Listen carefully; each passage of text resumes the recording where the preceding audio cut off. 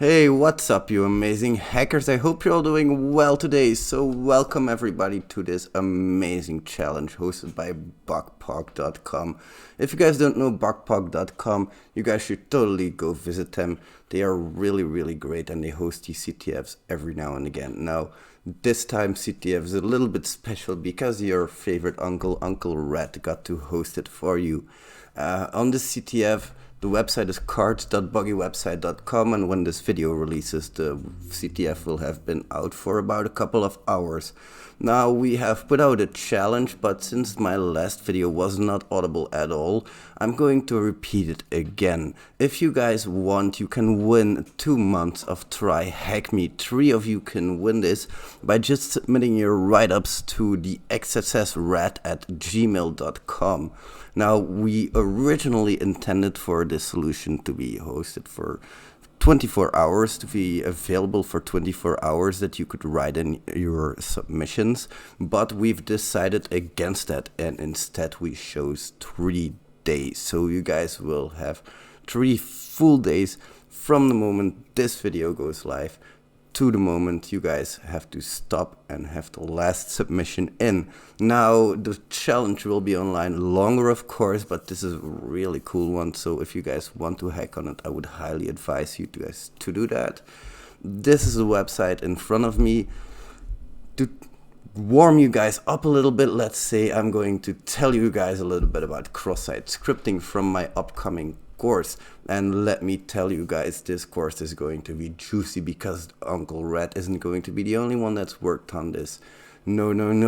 There's going to be so much cool content creators who contributed to this. It's going to be incredible.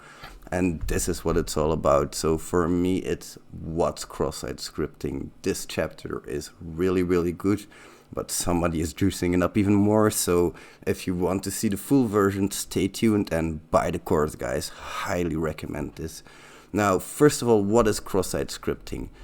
Cross-site scripting, it may seem simple, but a lot of people, they do this a little bit wrong, in my opinion. They only go for HTML injection, and while HTML injection in and of itself is fine, there's also the JavaScript context that a lot of hackers seem to forget about.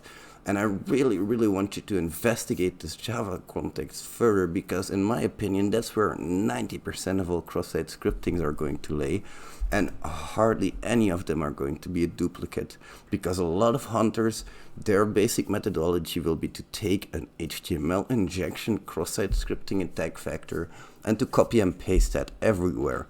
And while that's not wrong at all, we certainly need to do that as well. We also need to invest in JavaScript code a little bit to find those juicy cross-site scripting attack vectors.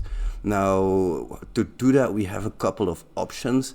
Your Uncle Red, what he does is he goes to xsshunter.com, and I really like their payloads because, first of all, they have a couple of payloads that will help you with some techniques like CSP bypass. They'll help you also steal the cookies, for example, so you won't have to program that yourself. And guys, really, I know this tool, it's made for blind cross-site scripting, but you can use it for stored cross-site scripting as well. Nobody's stopping you from using their payloads, and if they fire, you know that you have a stored cross-site scripting as well. Now, you guys know what CSP is. CSP basically prevents the server, or the client, from running scripts that are not approved by the server. The server is going to generate a nonce, and if that nonce does not match the nonce in the script file, it's not going to work. So basically, as an attacker, we need to know that nonce, but there are ways of finding it out. So there is a thinker for you if you're participating in this challenge. Now, after signing up for XSS Hunter, all you have to do is go to the Payloads tab, and there you'll find all these really awesome XSS payloads that you can just copy and paste into a list like I did over here. And then there you'll see that you find some JavaScript payloads, some normal script, an input tag. Just copy and paste all of them, and this is my really quick way of looking for cross-site scripting. We'll go more into the in-depth one later on. And now that you have them, paste those payloads everywhere that you see a value being stored or reflected.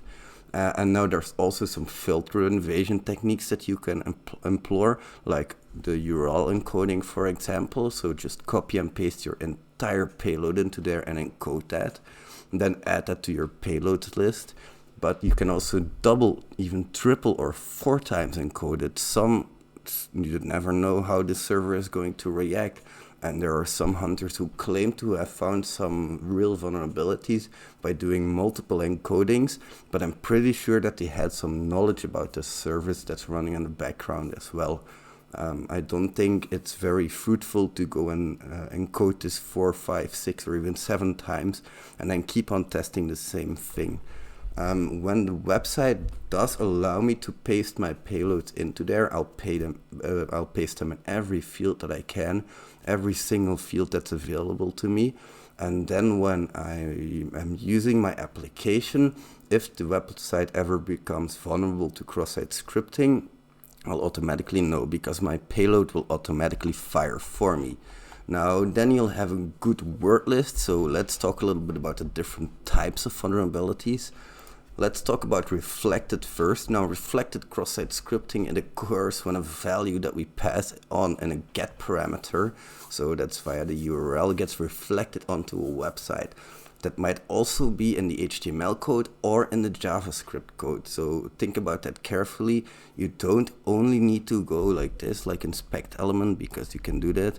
And then you can look in the source code here, but also make sure that you look in the JavaScript code for any reflected values. Now, if you want to do that, that's a way to test for reflected cross-site scripting.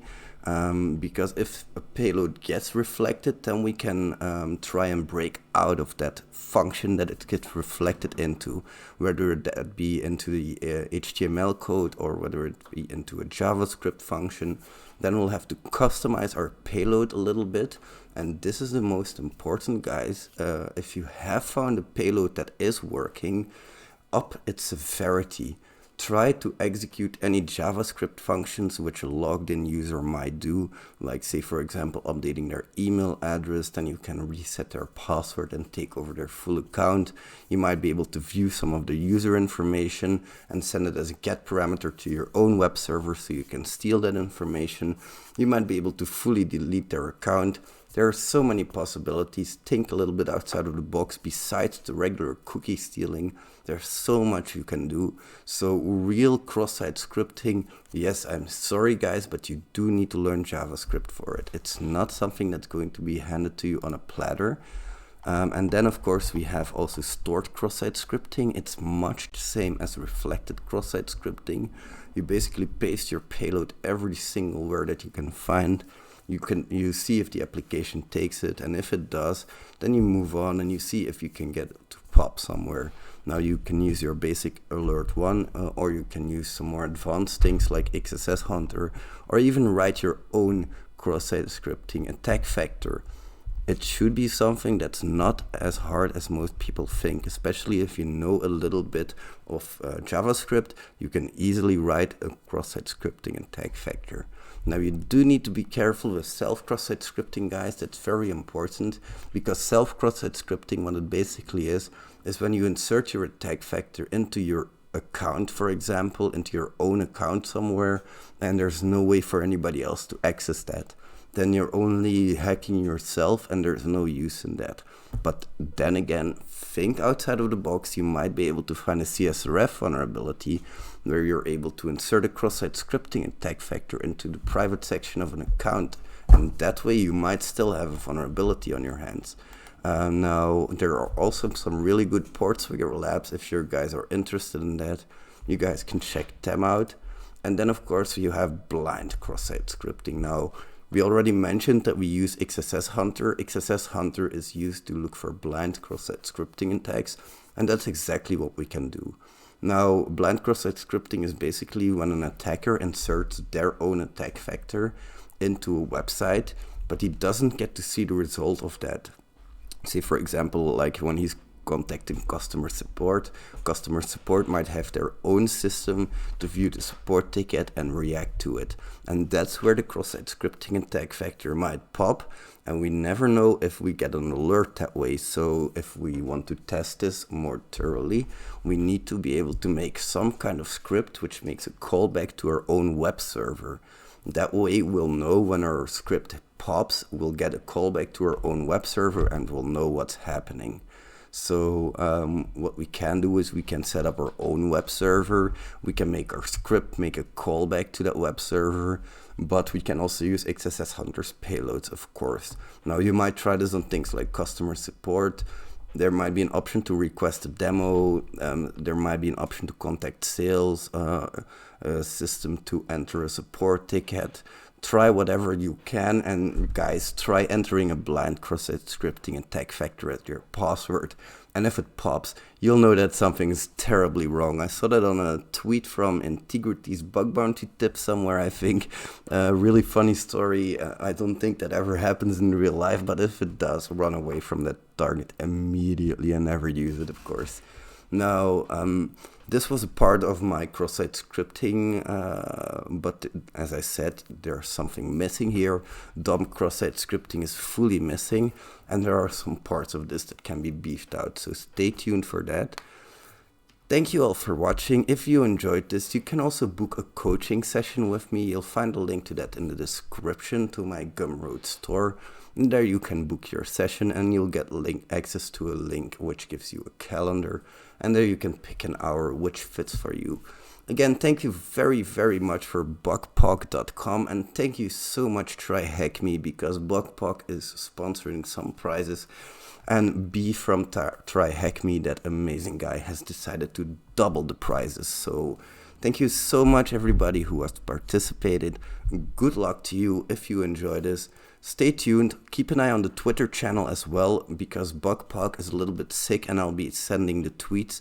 They'll probably be sending them out as well, but in case they don't feel too well, I'll make sure to send them every single day.